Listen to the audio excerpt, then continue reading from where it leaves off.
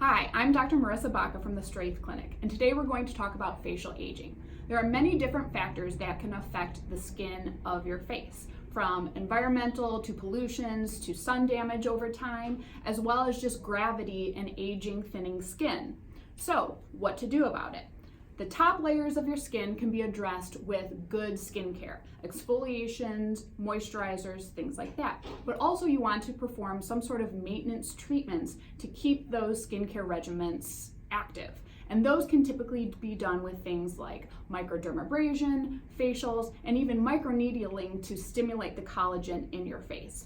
Now, when it comes to addressing the deeper levels, some of the fine lines and wrinkles can be addressed with certain laser techniques and resurfacing techniques, and can be augmented with injectables like Botox and fillers.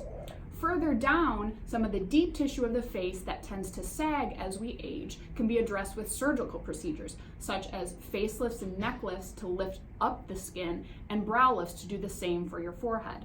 If you have any questions about these or other procedures, call Straith Clinic today for a consultation.